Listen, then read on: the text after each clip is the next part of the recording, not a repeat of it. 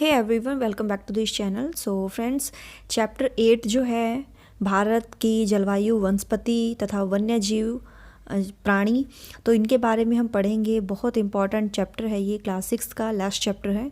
और इससे पहले मैंने सारे चैप्टर जो है उनके शॉर्ट नोट आपके साथ डिस्कस किए हैं। अगर आपने वो वीडियो नहीं देखी तो जल्दी से जाइए और वीडियो को कंप्लीट वॉच कीजिए, आपके एग्ज़ाम के लिए बहुत ही हेल्पफुल है। तो शुरू कर लेते हैं। सबसे पहला जो पॉइंट है इस चैप्टर का, ये है शीत ऋतु। शीत ऋतु किसे कहते हैं हम? सर्दियों को, है ना। तो शीत ऋतु जो है, इससे जो इम्पॉर्टेंट पॉइंट बनता है कि सूर्य की किरणें जो हैं सीधी नहीं पड़ती हैं, जिसके परिणाम स्वरूप उत्तर भारत का यानी जो नॉर्थ इंडिया है उसका जो टेम्परेचर है वो कम हो जाता है।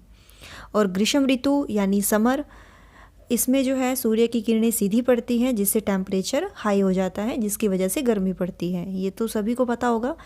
दिन के समय गर्म एवं शुष्क पवन बहती है, यानी दिन के समय गर्म और ड्राई जो हवा है वो बहती है, जिसको हम क्या कहते हैं? लू, है ना। गर्मियों में चलती है ना।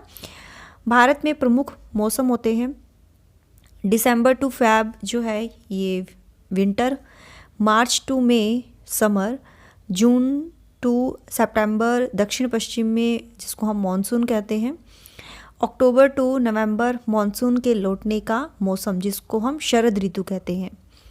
ठीक है, तो ना आप इसको अच्छे से नोट डाउन कर लो, क्योंकि इसमें से ही आपके क्वेश्चन पुट होते हैं आपके एग्ज़ाम में। ठीक है, हिंदी में क्या कहा जाता है बारिश को? वर्षा। उर्दू में बारिश कहते हैं, ये जो है लैंग्वेज में, और बंगाली में बारशा, और मराठी में पाउस। तो ये आपको नोट डाउन कर लेना है। आगे हम पढ़ते हैं दक्षिण पश्चिम मानसून। यह मानसून के आने तथा आगे बढ़ने का मौसम है।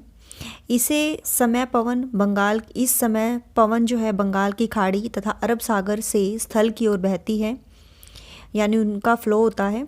वे अपने साथ नमी भी लाती हैं। जब ये पवन पहाड़ों से टकराती हैं तब क्या होती है? वर्षा। ठीक है, इसको पढ़ लीजिए आप, पॉज कर सकते हो वीडियो को। मॉनसून के लौटने का समय जो है शरद ऋतु कहलाता है। इस समय पवन जो है स्थल भागों से लौटकर बंगाल की खाड़ी की ओर फ्लो करती है, बहती है। भारत के दक्षिण भाग यानी जो साउथ पार्ट है, जैसे तमिलनाडु, आंध्र प्रदेश में इस मौसम में वर्षा होती है। ठीक है, किसी स्थान पर अनेक वर्षों में जो है मौसम की औसत दशा को क्या कहते हैं? जलवायु यानी क्लाइमेट। भारत की जलवायु को यानी भारत की क्लाइमेट को मानसूनी जलवायु कहा जाता है। मानसून शब्द जो है ये अरबी भाषा के मौसम से लिया गया है, जिसका अर्थ है मौसम। भारत की स्थिति उष्ण कटिबंध में होने के कारण अधिकतर वर्षा जो है मानसूनी पवन से होती है।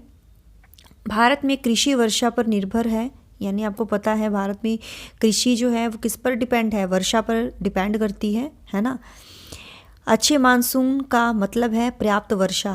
जब मानसून आता है तो इससे ये होता है कि हमारी जो फसल है वो अच्छे से ग्रो हो जाए, क्योंकि सीधे एकदम वर्षा का पानी जाता है फसलों में, जिससे ग्रो होती है।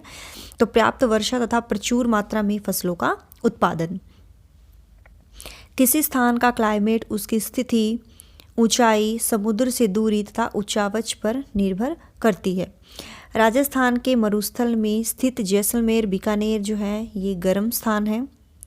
और जम्मू कश्मीर, कारगिल में बर्फीले ठंड पड़ती है ना, क्योंकि वहाँ जो है कैसा क्लाइमेट है, वहाँ पर सीधी जो है सूर्य की किरणें नहीं पहुँचती हैं।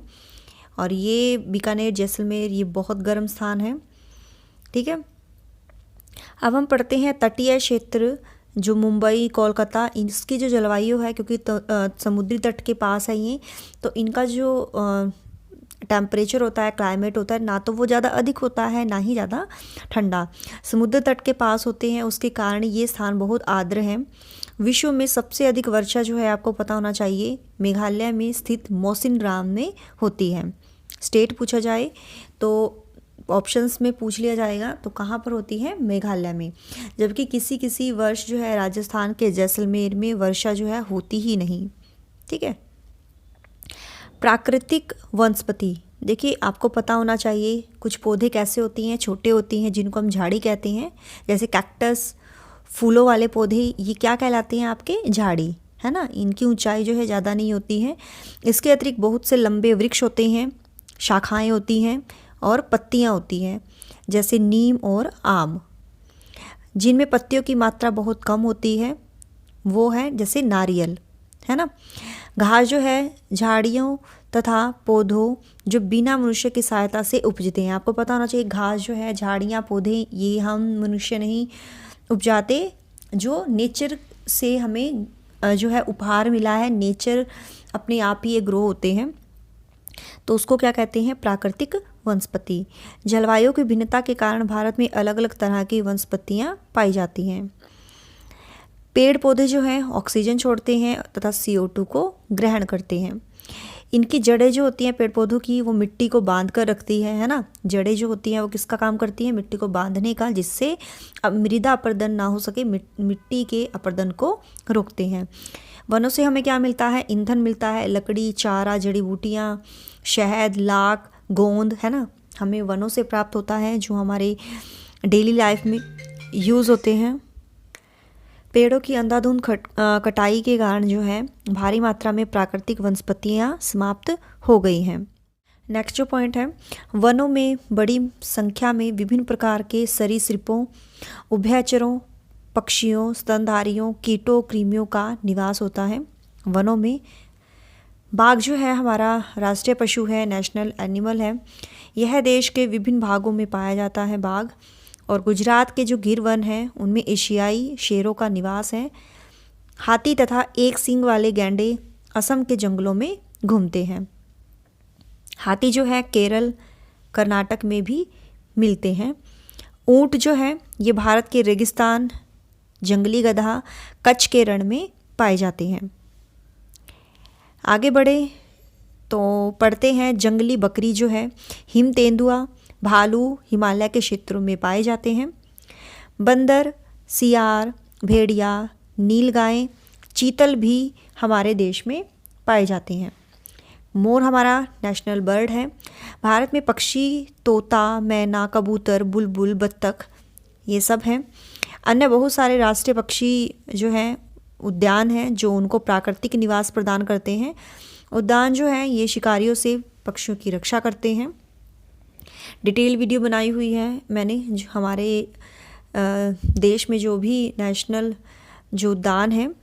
भारत में सांपों की सैकड़ों प्रजातियां पाई जाती हैं, है ना, जिनमें कोबरा और करैत जो है प्रमुख है। बहुत से प्रजातियों को बचाने के लिए बहुत से नेशनल पार्क, पशु विहार, जीवमंडल, आरक्षित क्षेत्र जो है स्थापित किए गए हैं। गवर्नमेंट ने जो है हाथियों को बचाने के लिए बाघ परियोजना व हस्त परियोजना को शुरू किया है। ये आपको कमेंट में बताना है कि कब ये शुरू की गई। प्रत्येक वर्ष हम अक्टूबर के पहले सप्ताह को वन्य जीव सप्ताह के रूप में मनाते हैं। आगे बढ़ते हैं प्रवासी पक्षी, यानी जो एक जगह से दूसरी जगह आते हैं, दूसरे देश से। कुछ पक्षी जो है पिनटेल, बत्तख, फ्लेमिंगो, ऑस्प्रे, लिटिल स्टिंट प्रत्येक वर्ष सर्दी के मौसम में हमारे देश आते हैं। और सबसे छोटी लिटिल स्टंट का वज़न जो है 15 ग्राम होता है। आर्कटिक प्रदेश से 8000 किलोमीटर की दूरी तय करके ये आते हैं। ठीक है, तो ये हमारा आज का चैप्टर था। आई होप आपको समझ में आया होगा। और डियर, अगर आपको PDF चाहिए तो टेलीग्राम पर आप मैसेज कीजिए। टेलीग्राम की जो ID है, ग्रुप बना हुआ है दीक्षा राठौर, DIKSHARATHOUR, इसके नाम से आपको चैनल नेम मिल जाएगा और वहाँ पर मैं आपको PDF सेंड कर दूँगी। ठीक है, सो वीडियो को ज़्यादा से ज़्यादा शेयर कीजिए। Thanks for watching my video. Till then, bye bye.